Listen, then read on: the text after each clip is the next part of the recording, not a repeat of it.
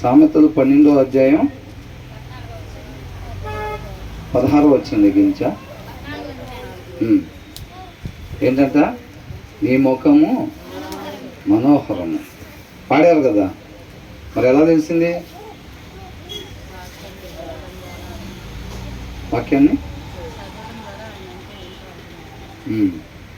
వాక్యం చదవటం ద్వారా ఆయనగా తెలుసుకోవటం. యోబు కూడా అంతే కదా తెలుసుకుంది, అవునా? దేవుణ్ణి ఎవరన్నా చూశాను అని అంటే వాళ్ళ అబద్ధికులంతా ఇంతవరకు ఎవరు చూడలేదు. ఆయన్ని చూడటము అని అంటే ఆయనగా తెలుసుకోవటం అన్నమాట. నీ స్వరము మాధుర్యం. అలాగే అనిపిస్తుందా? స్వరం మాధుర్యంగానే అనిపిస్తుందా, లేకపోతే ఎలా అనిపిస్తుంది? అంటే అది ఊగినప్పుడు నేను కూడా ఊగాలనుకుంటా అటు ఇటు, లేకపోతే సెంటర్లో పడినాం.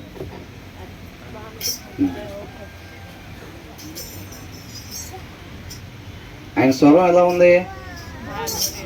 మాధుర్యంగానే ఉందా?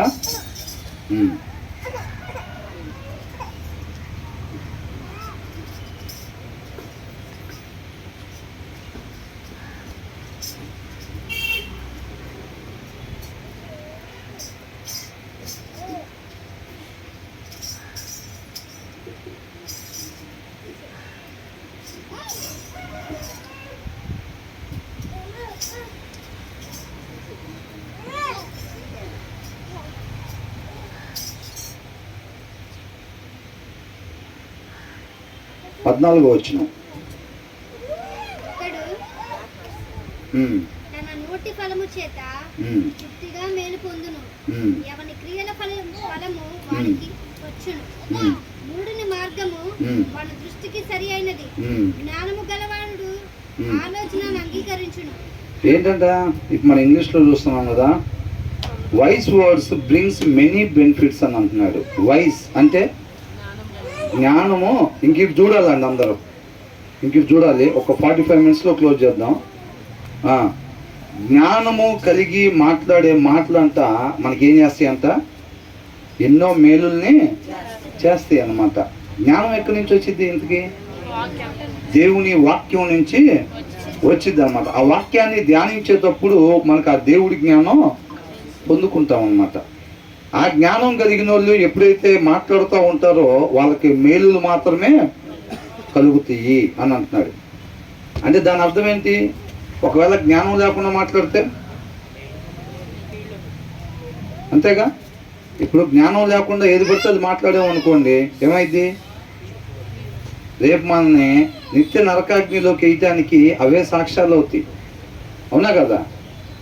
మనం ఏదైతే మన హృదయంలో వాక్యం లేకుండా మనం మాట్లాడే ప్రతి మాట, మనం చూసే ప్రతి చూపు, మనం ప్రవర్తించే ప్రతి ప్రవర్తన రేపు అక్కడ సాక్ష్యాలుగా ఉంటాయి అన్నమాట. అట్ ద సేమ్ టైం మనం హృదయంలో వాక్యం కలిగి ఉండేటప్పుడు మనం మాట్లాడే ప్రతి మాట, ప్రతి చూపు, ప్రతి ప్రవర్తన రేపు మన నిత్య జీవంలోకి వెళ్ళటానికి సాక్ష్యాలుగా ఉంటాయి. అవి అర్థమవుతుందండి? ఎంతమందికి అర్థమైంది మాట? హృదయంలో వాక్యం లేకుండా మనం మాట్లాడే ప్రతి మాట రేపు నరకానికి వెళ్ళటానికి కారణం అవుద్ది, సాక్ష్యాలు అవుతాయి. హృదయంలో సమృద్ధిగా వాక్యం ఉన్నట్లయితే గనక మన చూపు పరిశుద్ధంగా ఉంటుంది, మన మాట పరిశుద్ధంగా కరెక్ట్గా ఉండిద్ది, మాట్లాడాల్సిన రీతిగా వివేకం కలిగి మాట్లాడతాము, మన ప్రవర్తన దేవుని పోలి ఉండిద్ది అనమాట. అవి రేపు మన నిత్య జీవానికి నడిపించేగా ఉంటాయి. ఇందాక అనుకున్నట్టుగా మరి మన హృదయంలో వాక్యం లేకపోతే దాంట్లో ఉండేది ఆల్రెడీ ఏముంటుంది? మోసకరమైంది ఉంటుంది. కాబట్టి ఆ మోసకరమైంది మనల్ని నడిపించిద్ది. మోసకరమైంది మంచి మార్గాన్ని నడిపించిద్దా? చెడ్డ మార్గంలో నడిపించిద్ది. కాబట్టి మనం ఖచ్చితంగా వాక్యాన్ని చదవాలి. ఇక్కడ అదే అంటున్నాడు, జ్ఞానం లేకుండా. ఏమంటున్నాడు? దావీదు ఒక మంచి మాట చెప్పాడు. ఏమంటున్నాడు? నా హృదయంలో దేవుని మాట లేకుండా నేను నా పొరుగు వారితో ఎప్పుడు కూడా డీల్ చేయను అని అంటున్నాడు. అది తన భార్యతో కావచ్చు, పిల్లలతో కావచ్చు, లేకపోతే స్నేహితులతో కావచ్చు, ఎవరితో అయినా సరే దేవుని వాక్యం తన హృదయంలో లేకుండా నోరు తెరిసే సాహసం ఆయన చేయను అని అంటున్నాడు. అలా తెలిస్తే ఏమైద్దో నోరు ఆయనకి బాగా తెలుసు. అవునా? ఆ మాట మనకెందుకు చెప్పారు? మనం కూడా అంతే ఉండాలి. అవునా? దేవుని హృదయం, మన హృదయంలో దేవుని వాక్యం సమృద్ధిగా ఎల్లప్పుడూ ఉండాలన్నమాట. అదే అంటున్నాడు, వైస్ వర్డ్స్, జ్ఞానం కలిగిన మాటలు బ్రింగ్స్ మెనీ బెనిఫిట్స్ అని అంటున్నాడు. ఒకటి కాదు, రెండు కాదు, ఏంటంట మెనీ, ఎన్నో మేలులు మనకి దయచేసిద్ది. వారి యొక్క క్రియలు ఉంటాయి చూసారా, and his hard work brings reward. ఎవరి? ఆ జ్ఞానం కలిగి మాట్లాడతారు చూసారా, ఆ జ్ఞానం కలిగిన ఆయన చేసే పనులంతా రేపు నిత్య జీవానికి వెళ్ళాల్సిన బహుమానం తీసుకుని వచ్చిద్ది అని అంటున్నాడు. అర్థమవుతుందండి? ఈ మొత్తానికి మూలం ఏంటి? ఈ మేలులు రావాలి అని అన్నా, రేపు మంచి బహుమానం, నిత్య జీవం అనే బహుమానం మనకు రావాలి అన్నా ముఖ్యంగా ఏముండాలంట? జ్ఞానం ఉండాలి, వాక్యం ఉండాలి. వాక్యాన్ని ధ్యానించేటప్పుడు ఆ జ్ఞానం ఉంటుంది చూసారండి, ఆ జ్ఞానం కలిగినప్పుడు మనం మాట్లాడే ప్రతి మాట మనకి మేలుకరంగా ఉండిద్ది. అప్పుడు ఆ వాక్యం పెట్టుకొని ఆ జ్ఞానంతో మనం చేసే ప్రతి పని కూడా మనకి నిత్య జీవానికి నడిపించిద్ది అనమాట. హృదయంలో వాక్యం లేకుండా మాట్లాడే ప్రతి మాట మనకి నష్టాన్నే చేకూర్చిద్ది. మనం చేసే ప్రతి పని కూడా మన సొంత ఇష్టానుసారంగా చేస్తాం కాబట్టి అవి నష్టానికి దారితీస్తాయి అన్నమాట. రేపు నిత్య నరకాగ్నికి వెళ్ళటానికి అవి దారితీస్తాయి. మనకి తెలియదు. వాక్యం చదువున్నప్పుడు ఏమైంది? మనం చూసాం, హృదయంలో వాక్యం లేనప్పుడంట వాళ్ళు ఏదైతే అనుకుంటారో అదే రైట్ వే అనుకుంటారంట. వేరే వాళ్ళు ఎవరన్నా న్యాయవంతమైన సలహా ఇచ్చినా దాన్ని వాళ్ళు గుర్తించలేరు. ఎందుకని? లేదు కాబట్టి. వాక్యం ఉందనుకోండి, ఎవరన్నా బ్రదర్ అట్లా కాదు కదా, సిస్టర్ అలా కాదు కదా అన్నప్పుడు వాళ్ళు ఎమ్మటే వాక్యంతో కంపేర్ చేసుకొని నిజంగానే అట్లా కాదు కదా, ఇలా కదా వాక్యంలో ఉంది, ఆ బ్రదర్ చెప్పినట్టుగా ఆ సిస్టర్ చెప్పినట్టు ఇలా ఉంది కదా వాక్యంలో అని అనుకుంటారు. అసలు ఆయన దగ్గర వాక్యం లేదనుకోండి, ఆయన దేంతో కంపేర్ చేస్తాడు? ఆయన దేంతో కంపేర్ చేయడు. ఆయనకు వచ్చిన ఆలోచనే నెంబర్ 1 ఆలోచన అని అనుకుంటాడు. మిగతా వాళ్ళు న్యాయవంతమైన వాక్యానుసారమైన ఆలోచన చెప్పినా ఈయన దాన్ని గుర్తించలేరు. అది కదా కరెక్ట్ నిజంగానే అనేది ఈయనకి తెలియదు. ఈయన కనిపించిందే ఈయన చేస్తాడు. అలా చేసినప్పుడు ఏమైందంటే అనేక మందికి ఆ చీకటిని ప్రకాశింపజేసినట్టు అయింది అనమాట. ఒక చెడ్డోడు ఏం చేస్తాడు? మంచోడు ఒక మాదిరికరంగా ఉంటాడు అనమాట. అవునా?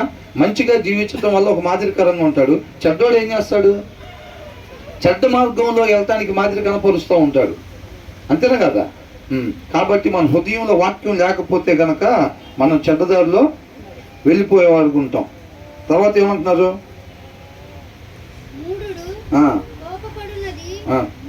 15వ వచనం, 14 కదా ఇప్పుడు ధ్యానించుకుంది. 15వ దాంట్లో ఏముంది? Fools think their own way is right అని అంటున్నాడు. ఫూల్స్ అంటే ఎవరంట? ఇప్పుడు మనం అనుకున్నాం చూసారా, వాళ్ళ సొంత మార్గమే వాళ్ళకి సత్యమైన మార్గం అని అనిపించింది అంట. అవునా? అదే నీకు నీ రైటు, నాకు నాది రైటు. నీకేమనిపిస్తుంది అంటే నీది రైట్ అనిపిస్తుంది నీకు. అవునా? కానీ రైట్ అది కాదు, నేను నడుచుకునేది రైట్ అంటాడు. ఎందుకని? వాక్యం లేకపోతే ఫూల్స్ అని అంటున్నాడు. అవునా? Fools think their own way, వాళ్ళ సొంత మార్గం ఏదైతే ఉందో అదే సత్యమైన మార్గం అనుకుంటారంట. But the wise listen to others అని అంటున్నాడు. జ్ఞానం కలిగిన వాళ్ళు ఏం చేస్తారంట? న్యాయవంతమైన ఆలోచనలు ఎవరైనా ఇచ్చినప్పుడు ఇది కరెక్టే, వాక్యానుసారమైంది ఇది కదా అని చెప్పి వాళ్ళకి అనిపించింది కాకుండా దాన్ని తీసుకునే వాళ్ళ ముందుకి నడుచుకునేవారుగా ఉంటారనమాట. అర్థమవుతుందండి? కాబట్టి మనం న్యాయవంతమైన సలహాలు ఇచ్చినప్పుడు మనం దాని ప్రకారం ముందుకెళ్ళే వాళ్ళంగా ఉండాలి. మనలో వాక్యం లేదనుకోండి, మనం ఎవరిని పడితే వాళ్ళని అడుగుతాం సలహాలు. మనలో వాక్యం ఉంటే మనం ఎవరిని అడుగుతాం? దేవుడిని అడుగుతాము, లేదంటే వాక్యం కలిగిన వాళ్ళని సలహాలు మనం అడుగుతాం. వాళ్ళ నోట్లో నుంచి వచ్చే మాట జీవపు ఊటగా ఉండిద్ది, ఆశని కలిగించేదిగా ఉంటుంది, మన జీవితంలో జీవాన్ని చిగురింపు చేసేదిగా ఉండిద్ది అనమాట. వాళ్ళు ఏది పడితే వాళ్ళు మాట్లాడరు. 16వ వచనంలో ఏముంది?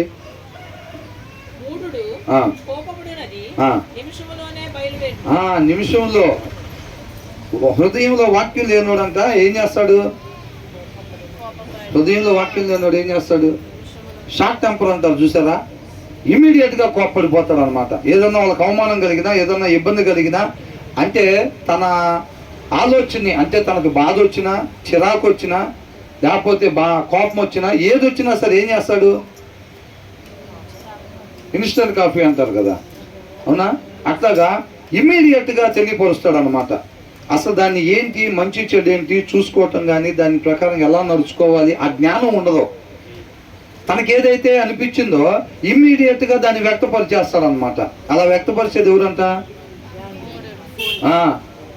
ప్రాబ్లం జరగగానే ఏదైనా ఇమ్మీడియట్గా రియాక్ట్ అయిపోతారు చూసారా, వాళ్ళు హృదయంలో వాక్యం లేని వాళ్ళు చేసే పని అనమాట. తొందరపాటు అంటారు చూసారా, అలాంటి పనులు చేస్తారనమాట.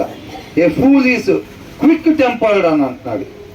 క్విక్ టెంపర్డ్, ఎమ్మటే చేయి చేసుకుంటారు చూసారా, ఎమ్మటే మాట మాట్లాడేస్తారు, తప్పని మాట పడిపోయింది. తీసుకుంటామా మాట వెనక్కి? మాట తీసుకోలేము వెనక్కి, అవునా కదా?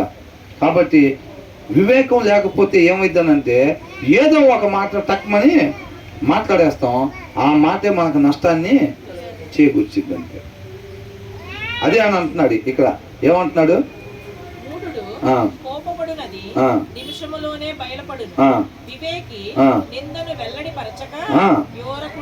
ఊరకుండును but wise person stays calm when insulted అని అంటున్నాడు. ఎలా ఉంటాడంట? Stays calm. ఎలా ఉంటాడు? మౌనంగా ఉంటాడు అన్నమాట. తనకు అవమానం కలిగినా, చిరాకు వచ్చినా, కోపం వచ్చినా ఏదైనా సరే కొంత సమయం మౌనంగా ఉండి దాని ప్రకారంగా ముందుకి సాగేవాళ్ళలాగా ఉంటాడు అనమాట. అది వాక్యం చదివినప్పుడు ఏమైందనంటే ఆ జ్ఞానం, ఆ వివేకం మనకు వచ్చింది. ఏ టైంలో ఏం మాట్లాడాలి, ఏ టైంలో ఏమి చెయ్యాలి అనే వివేకము మనకు వచ్చింది అనమాట. ఆ వివేకం లేకపోతే నడవాల్సిన మార్గంలో మాత్రమే మనం నడిచే వాళ్ళంగా ఉండము. మన ఇష్టం వచ్చినట్టు మనం నడుస్తాం. ప్రసంగిలో ఉంది, ఏమనుంది? ప్రతి దానికంట మనం చేసే ప్రతి దానికి కూడా రేపు లెక్క అప్పచెప్పాలి. ప్రతి మాటకి లెక్క అప్పచెప్పాలి. దేవుడు కృపను బట్టి ఇచ్చిన మనకి ప్రతి క్షణం ఏదైతే ఇస్తున్నాడో ఆ క్షణానికి సంబంధించిన ప్రతి దానికి లెక్క మనం అప్పచెప్పాలి. పటాపటామని 4 మాటలు ఇసిరేసి హీరోలాగా ఫీల్ అయ్యి వెళ్ళిపోవటం కాదు. ఆ 4 రేపు విడిచికెళ్ళేది మనల్ని, అవునా? ఆ 4గా. భార్య బలహీనమే కదా, మనమేముంది, భర్త కదా, పురుషుడు కదా, మన ఇష్టం కదా, అడిగేవాళ్ళు ఎవరు కదా, ఇసత్వమే కదా మాటలు, ఇసత్వమే కదా చెయ్యి అని అనుకుంటే. అంటే కొంతమంది ఇళ్ళలో రివర్స్ ఉంటుంది. భార్య ఉంటుంది, ఒక తాగుబోతు ఇంట్లో ఎలా ఉంటుంది, ఎక్కువ శాతం భర్తను కూడా భార్య దూషిస్తూ ఉండిద్ది, అవునా? అది ఇది తీసుకొని కొడతా ఉంటారు, అవునా కదా? అట్లా కూడా ఉంటాయి అన్నమాట. ఏముంది, మనం చేయగలుగుతున్నాం కదా, అవతల వాళ్ళు బలహీనంగా ఉన్నారు కదా అని చెప్పి మనం ఏది పడితే అది చేస్తే ఎవరికి నష్టం? ఎవరికి నష్టం?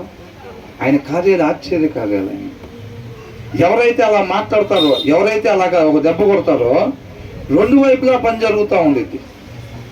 దెబ్బ కొట్టిన వాళ్ళ సంగతి కూడా దేవుడు తెలుస్తాడు. ఆ దెబ్బ వాళ్ళ అవతల వాళ్ళ మీద పడింది అని అంటే వాళ్ళు కూడా ఏం నేర్చుకోవాలో దాని ప్రకారంగా నేర్పిస్తూ ఉంటారు అన్నమాట, అవునా? అట్లా అంటున్నాడు. కాబట్టి మనం షార్ట్ టెంపర్గా ఉంటున్నాం అనుకోండి, ఏదో ఒకటి ఇమ్మీడియట్గా మన మన వ్యక్తిత్వాన్ని తెలియపరుస్తున్నాం అనుకోండి, అదేంటంట? వాక్యం లేని హృదయం వాళ్ళు చేసే పని, ఫూల్స్ చేసే పని అని అంటున్నాడు. ఇమ్మీడియట్ రియాక్షన్ ఉండకూడదు అనమాట. ఏదైనా జరిగినప్పుడు ఏం చేయాలి? కొంత సమయం తీసుకొని, అవునా? జ్ఞానవంతుడు ఏం చేస్తాడంట? But a wise person stays calm when insulted అని అంటున్నాడు. అది జరిగినప్పుడు కొంత సమయం ఆలోచించుకొని దాని ప్రకారంగా వాక్యానుసారంగా ఎలా చేస్తే బాగుంటుంది, ఎక్కడికి వెళ్ళి ఏం మాట్లాడితే బాగుంటుంది వాళ్ళ దగ్గరికి, అవునా? నిన్ను అలాగన్నారా, నిన్ను కొట్టారా, పదండి వెళ్ళిపోదాం కర్రలు తీసుకొని అని అంటారా? అలా కాదు. అలా జరిగిందంటే ఏం చేయాలి? ఎలా చేస్తే మనం వాక్యానుసారంగా డీల్ చేసినట్టు దాన్ని అని చెప్పి చూసుకొని ఆలోచించుకొని దాని ప్రకారంగా వాళ్ళు ముందుకి వెళ్తారనమాట. అంతే తప్ప ఇమీడియట్ రియాక్షన్స్ ఉండకూడదు, మంచిది కాదు. ఆ తర్వాత ఏమంటున్నారు?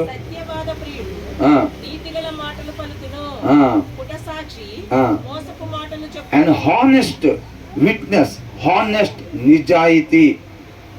నిజాయితీగా ఉండే వ్యక్తి అంట ఏం మాట్లాడతాడంట?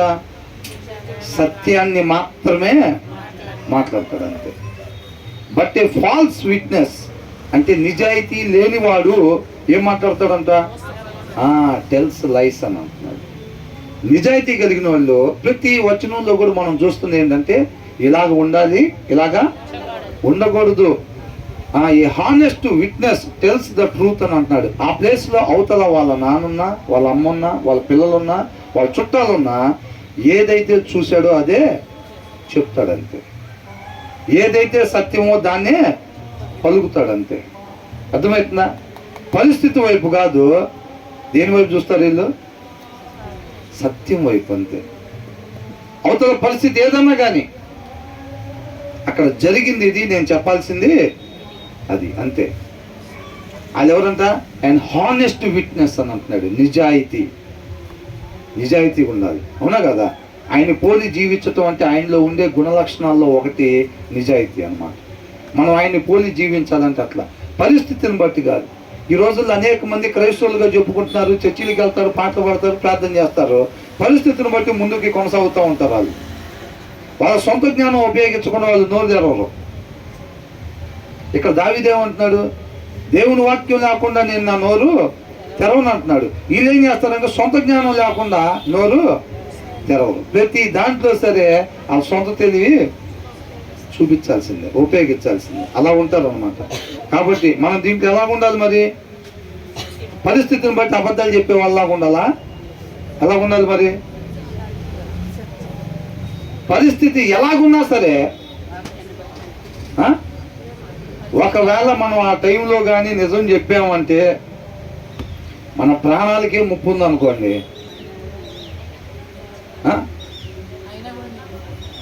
మనం ఇక్కడ ఉన్నాం కదా, చర్చిలో ఉన్నాం కాబట్టి అయినా బయట కూడా అంతే. చూసారా? అంత చివరున్నా సరే సిస్టర్ నాకు వినపడేటట్టుగా చక్కగా చెప్తున్నారు, నోరు తెలిసి ఆసక్తి. అవునా కదా? అక్కడి నుంచి మాట నా దాకా వస్తుందంటే మధ్యలో అందరికి అందిద్దా లేదా? మధ్యలో అందరికి అందిద్ది అనమాట. చర్చిలోనే కాదు, ఎక్కడున్నా సరే ఆ రోజు శిష్యులకి ప్రాణాలు తీసేస్తుంటే ఇంకొకసారి చెయ్యము అంటే వదిలిపెట్టేస్తారా లేదా? యేసయ్యను కూడా వదిలిపెట్టేస్తారా లేదా? నువ్వు చెప్పొద్దు, ఇలాంటి మాటలు చెప్పొద్దు అని అన్నప్పుడు ఇంకోసారి చెప్పనంటే వదిలిపెడతారుగా. వాళ్ళు అలాగే అన్నారా? అలాగనలేదు వాళ్ళు. అవునా? పైనుంచి అధికారం నీకు ఇవ్వబడితేనే తప్ప నువ్వు నన్నేమీ చేయలేవు. ఆయన ఇంతవరకు చాలని ఆయన అనుకుంటే తీసుకోవటమే. అది వాళ్ళ చూపు మొత్తం కూడా అక్కడికి ఉంటుంది. అక్కడితో కనెక్షన్ ఉండిద్ది వాళ్ళకి. ఆ విశ్వాసపు నేత్రాలతోనే వాళ్ళు నడుస్తూ ఉంటారు తప్ప ఈ లోకంలో కొంతకాలం మెరిసిపోతూ ఉంటాయి. చూసారా? బంగారం, వెండి, వజ్రాలు ఇవన్నీ కూడా వాళ్ళకి ఏమి ఆకర్షించలేవు అన్నమాట. వాళ్ళంతా స్ట్రాంగ్గా ఉంటారు, విశ్వాసంలో బలంగా ఉంటారు. కాబట్టి మన పరిస్థితి ఎలాగన్నా అంటే అబద్ధాలకు కూడా నరకం వేస్తారు బ్రదర్. ఎవరు బ్రదర్ ఈ రోజుల్లో అబద్ధాలు ఆడండి? ఏంటంట? ఒక్కరిని చంపితే కూడా ఎవరి కాళ్ళకి అంతేగా. ఇప్పుడు అపవాదిని అడిగితే ఏమంటారు? ఏదో ఒకసారి దేవుడి స్థానం కావాలని ఆశపడ్డామండి, దానికే నెట్టేస్తారా కిందకి? ఎవరి కాళ్ళకి ఒక్కొక్క బలహీనతే. ఆ ఒకటేగా. నేను సినిమాలు చూస్తాను అంతేగా. నేనేమన్నా మందులు అవుతానా, సిగరెట్లు అవుతానా? మందు తాగానే ఏమంటాడు? నేనేమన్నా సినిమాలు చూస్తానా, సీరియల్ చూస్తానా? ఏదో సాయంత్రం పూట కొద్దిగా అంతేగా. దానికే నరకం వేస్తారా? ఎవరి కాళ్ళు అంతే.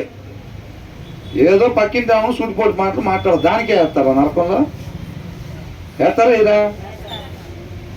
అది ఎవరి కాళ్ళకి ఆ ఒక్కటేగా నా దగ్గర. ఆ రెండేగా నేను ఉంచుకుంది, ఇంకా నాకేమైనా ఉంచుకున్నానా? అన్నీ వదిలిపెట్టలా. ఎవరి కోసం? నువ్వు దేన్ని అయితే ఆ ఒక్కదాన్నే ఉంచావో ఆ ఒక్కటే శుభ్రంగా ఇడుచుకొని వెళ్ళిద్ది. ఆ ఒక్కటే నాశనం చేసేది మనల్ని. ఆ దురాశ పడ్డాడు అపవాది, ఆ దురాశ ఒక్కటే శుభ్రంగా కిందకు దోసింది అక్కడి నుంచి. అవునా కదా? ఇస్కరియోతు యూదా కూడా డబ్బు సంపాదించాలంతే, డబ్బు సంపాదించాలి. ఆ ఒక్కటి చాలు నాశనం చేయటానికి. కాబట్టి మనం దేవుడి దగ్గరికి వచ్చేప్పుడు మనం పూర్తిగా ఉపేక్షించుకోవాలి. మనదంటూ ఏమి అభిప్రాయం ఉండకూడదు. మనకు ఉండాల్సిన అభిప్రాయం ఏంటంటే ఆయన అభిప్రాయమే. నీ జనమే నా జనం. ఎవరన్నారా మాట? రూతు. అవునా? లైన్లోనే ఉన్నారు అందరూ. అట్లాగనమాట. మనకు ఉండాల్సిన అభిప్రాయం ఏంటంటే దేవుడి అభిప్రాయమే మన అభిప్రాయం. ఆయన అభిప్రాయం తెలియపరుస్తున్నాడు కదా. మా ఉద్దేశం అదే, ఆ విషయంలో ఇంకోటి ఏది లేదు. ఎప్పుడు సత్యం మాట్లాడి ఎప్పుడు అసత్యం మాట్లాడని ఎవరిని అడిగారు అనుకోండి, ఏం చెప్తాం మనం? ఎప్పుడైనా సత్యమే మాట్లాడాలి, ఇక అంతే, ఇక వేరేది ఏం లేదు. ఈ పరిస్థితుల్లో కూడా, ఆ పరిస్థితుల్లో కూడా నీ విషయంలో అయినా అని అంటే, ఏ విషయంలో అయినా ఎప్పుడైనా ఏం మాట్లాడాలంట? సత్యమే మాట్లాడాలి. ఇప్పుడు కానీ నువ్వు ఎక్కడికి వెళ్ళావంటే మా అమ్మోళ్ళ ఇంటికి అన్నానంటే పడిపోతే ఇంకా నాకు అనుకున్నాను అనుకోండి, పరిస్థితి అది. మా అమ్మోళ్ళ ఇంటికి వెళ్ళానన్న మాట నోట్లో నుంచి వచ్చిందంటే ఇంకేం లేదు, ఇరుచుకొని పడిపోతాడు ఇంక మీద. పరిస్థితి అట్లా ఉంది. ఏం మాట్లాడాలి?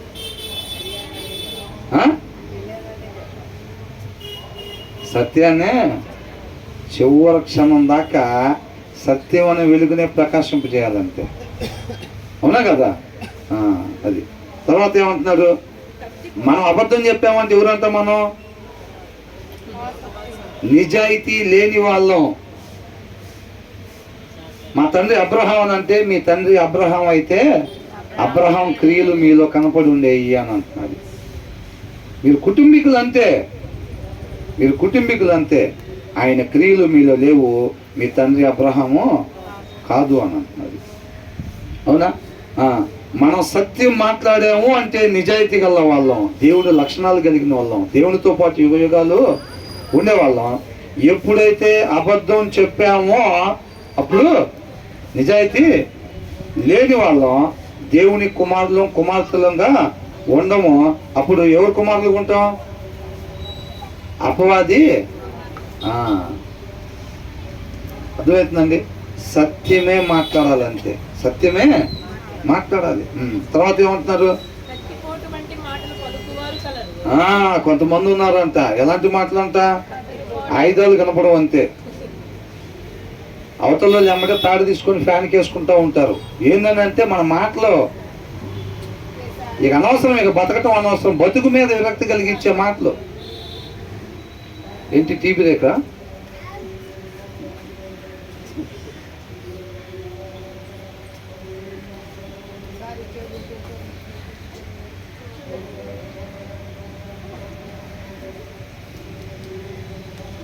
నాకు పాటలు రావు కాబట్టి మధ్యలో పాట అందుకోలే, లేకపోతే ఈ టైంలో ఏమైందని అంటే ఓ పాట అందుకుంటారు. మొత్తం స్టడీ అయింది వ్యవహారం అనగానే అక్కడ ఆపుతారు పాటని, అక్కడ ఆపి మళ్ళీ వాక్యంలోకి ఎంటర్ అవుతారు. ఏంటంట? ఎలాంటి మాటలంట? మీకు ఎవరికైనా తెలుసా అట్లాంటి? మీరు ఇప్పుడు చెప్తే మేము వెంటనే, కానీ ఇంతవరకు మాకు అసలు ఎప్పుడు, అవునా? చెప్తే వెంటనేనా ఇప్పుడు? తెలుసా? ఎలాంటి మాటలంట? కత్తిపోటు వంటి మాటలంట. ఏం చేస్తారు? మాట్లాడుతూ ఉంటారు. Some people make cutting remarks అనంట. అంటే కత్తితో ఎలాగైతే గాయాలు చేస్తామో, కత్తి తీసుకొని ఎదుటి వాళ్ళకి హాని చేసేటప్పుడు ఎలాంటి గాయాలు చేస్తామో, మాటలతో అంట వాళ్ళగా ఇక జీవించటానికి ఆశ లేకుండా నీతిమంతుడు ఏం చేస్తాడు? ఆయన నోట్లో నుంచి వచ్చే ప్రతి మాట వలనంట జీవపు ఓట, అంటే జీవాన్ని చిగురింపు చేస్తూ ఉంటాడు, బతుకు మీద ఆశని కలిగిస్తూ ఉంటాడు అనమాట. నీతిమంతుడు మాట్లాడితే. నీతి లేని వాళ్ళు మాట్లాడితే, నీతి అంటే సిస్టర్ ఇక్కడ ఉన్నాను నేను. నీతి లేని వాళ్ళు అని అంటే వాక్యం లేని వాళ్ళు. అవునా? వాళ్ళు మాట్లాడితే ఎట్లా ఉంటుంది? కత్తిపోటులాగా మాట్లాడతారు, ఏది పడితే అది సూటిపోటు మాటలు. ఏం చెప్తాం? నాకు వచ్చే ఎగ్జాంపుల్స్ అన్ని లేడీస్ మీద వస్తున్నాయి. ఇక కూర్చోటం ఏమో అందరు లేడీసే. నేను అది చెప్తున్నా, బ్రదర్కి ఒకసారి కూర్చుని పిడుగు ఏర్పాటు చేయండి బ్రదర్ అంటే, అన్న మీరు నేను సూర్య తప్ప ఇంకెవరు ఉండరాను, పిల్లలు స్కూల్కి వెళ్తారు కాబట్టి ఇంకెవరు ఉండరాను అన్నారు. సరే దానికి సమయం ఉందేమో అని అనుకున్నా. కొడుకుకి మంచి సంబంధం రావాలి, వివాహం చేయాలి, అబ్బాయికి వివాహం చేయాలి అని చెప్పి ఎగిరిలాడుతూ ఉంటారు. అబ్బాయికి వివాహం చేయగానే ఎంటర్ అయిపోయింది, ఇంకా అవునా? గృహంలోకి ఎంటర్ అయిపోయింది. తర్వాత అబ్బాయి డ్యూటీకి వెళ్ళి వచ్చే లోపలే యుద్ధం అయిపోయింది. ప్రతిదినం యుద్ధ పోరాటం అంటారు చూసారా. ఇక్కడ చెప్పబడిన యుద్ధ పోరాటం ఒకటైతే అక్కడ జరిగే యుద్ధ పోరాటం మాటలు, అత్త మాటలు, కోడల మాటలతోనే గాయపరిచేసుకుంటారనమాట. అవునా కదా. తర్వాత ఫైనల్గా ఏమైంది? జతపడి ఏక మనస్సు కలిగి ఉంటారా, శుభ్రంగా విడిపోయి ఎవరి దారిన వాళ్ళ అబ్బాయిని తీసుకుని వెళ్ళి ఇంకో చోట కాపురం పెట్టేస్తారు అంతే. అవునా కదా. ఒకరి ద్వారా ఒకళ్ళ మాటల చేత గాయాల్ని చేసేస్తారనమాట. అదే అంటున్నాడు, some people make cutting remarks. అలాంటి మాటలు విశ్వాసులుగా ఉండే మన నోట అలాంటి మాటలు రాకూడదు. అర్థమవుతుందండి. ఎదుటి వారిలో ఆశను చిగురింపు చేయాలి తప్ప జీవితం మీద మనం గాయాన్ని చేసేవారుగా మనం ఏమాత్రం కూడా ఉండకూడదు. అలా కానీ ఉన్నట్టయితే మనం ఎలాంటి వాళ్ళం అంట? మనం వాక్యం లేని వాళ్ళం. యేసయ్యలో ఉండే గుణలక్షణం అది కాదు. యేసయ్యలో నాటబడితే మనలో ఉండేది మంచి స్వభావం, ఆశను చిగురింపు చేసే స్వభావం, ఆ జీవలక్షణం మనలో నుంచి వచ్చింది అనమాట. అలా కాకుండా ఎదుటి వాళ్ళకి గాయం చేస్తున్నాం అనుకోండి, అంటే మనం ఎక్కడ నాటబడుతున్నాం? నాటబడాల్సిన ప్రదేశంలో మనం నాటబడట్లేదు. మన నోట్లో నుంచి అలాంటి మాటలు వస్తున్నాయి అని అంటే, అలాంటి ఆలోచనలు వస్తున్నాయి అని అంటే మనలో వాక్యం కొదువుగా ఉంది అని అర్థం. తర్వాత ఏమంటున్నాడు? ఇవన్నీ చదువుకోవటానికేనా, వినటానికేనా? అది మిగతా రోజు గురువారం, మంగళవారం, బుధవారం అక్కడికి వెళ్తారండి. మనం శుక్రవారం, ఆదివారం ఇక్కడికి వస్తాము. వాళ్ళకి అక్కడ ఏదో చెప్తారు, వింటారు. మనం కూడా ఇక్కడ కొన్ని చెప్తారు, అవి కూడా మనం వినాలి. అంతేనా? ఈ కేవలం చదువుకోవటానికే, వినటానికే కాదండి. ఇవి నిత్య జీవానికి మార్గం అంట. నీతిమంతుడు నీతిగా ఉండటము, వాక్యాన్ని అనుసరించి ఉండే ప్రతి క్షణం కూడా ఆ చెట్టు కంట ఒక్కొక్క చిగురుటాకులాగా జీవాన్ని పోసుకుంటా ఉండిద్దంట ఆ చెట్టు. అవునా? మనం అనుకున్నాం కదా, ఓ చెట్టుని తీసుకొచ్చి నాటితే దానికి చిగురు వస్తుంది అనుకోండి, ఏమనుకుంటాం? బ్రతుకుతుంది అది అని అనుకుంటాం. మనం కూడా మనకి జీవం లేదు, మరణాన్ని తెచ్చుకొని ఉన్నాం. మనం ఇప్పుడు జీవం కావాలి, నిత్య జీవం కావాలి. కాబట్టి మనకి ఆ జీవం కావాలి అని అంటే వాక్యాన్ని అనుసరిస్తూ ఉండే ప్రతిసారి కూడా మనం చిగురిస్తూ ఉంటాం అన్నమాట. అర్థమవుతుందండి. చిగురించి అలాగా జీవాన్ని మనం పోసుకుంటాం. పోగొట్టుకున్న స్థితిని మరలా పొందుకోవాలి అని అంటే ఆయన మాట ఉండాల్సిన మాట, సృష్టికర్త యొక్క మాటను సృష్టి చేయాలి. అవునా? అలా చేయలేదు కాబట్టి ఏమైంది? జీవం పోయి మరణాన్ని తెచ్చుకున్నాం. కాబట్టి సృష్టి అయిన మన ఉద్దేశాన్ని కాకుండా సృష్టికర్త అయిన ఆయన మాట ప్రకారంగా ఎప్పుడైతే మనం నడుచుకుంటూ ఉంటామో, వాక్య ప్రకారంగా మాత్రమే ఎప్పుడైతే మనం నడుచుకుంటూ ఉంటామో, ఆ పోగొట్టుకున్న జీవాన్ని మరలా పొందుకుంటూ ఉంటాం. శాశ్వతంగా తండ్రితో పాటు జీవించేవారిగా ఉంటాం అన్నమాట. అదే అంటున్నాడు, but the words of the wise bring healing అని అంటున్నాడు. వర్డ్స్ ఆఫ్ ద వైజ్ అంటే జ్ఞానము కలిగిన వాళ్ళు మాట్లాడే మాటట ఎదుటి వారి గాయాల్ని కడతాయి అంట. ఇవి ఎవరన్నా గాయపరుచుంటే వాళ్ళు మన దగ్గరికి వచ్చినప్పుడు మనం మాట్లాడే మాటల వల్ల వాళ్ళకేమైందంట?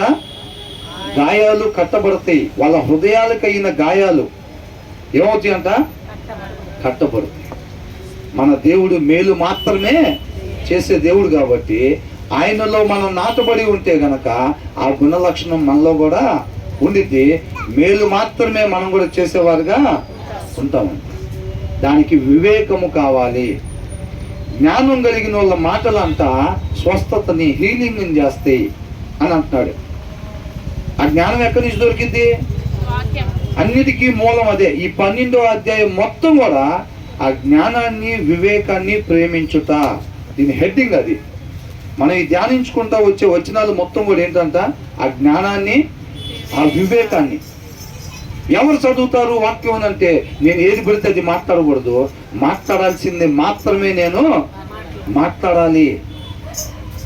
ఎటు పడితే అటు నేను చూడకూడదు, చూడాల్సిన వైపు మాత్రమే నేను చూడాలి.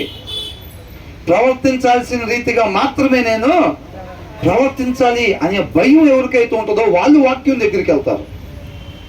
వాక్యం దగ్గరికి ఎవరు రారు అని అంటే వాళ్ళకి ఏది అనిపిస్తే అది మాట్లాడేవాళ్ళు, చూసేవాళ్ళు, ప్రవర్తించేవాళ్ళు. అర్థమవుతుందండి. అలాంటి వాళ్ళు అనమాట వాక్యం దగ్గరికి రారు.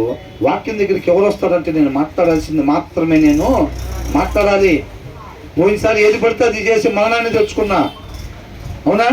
ఆయన చెప్పింది కాకుండా నాకు నచ్చింది చేసి మరణాన్ని తెచ్చుకున్నా. ఈసారి అట్లాగా ఉండకూడదు.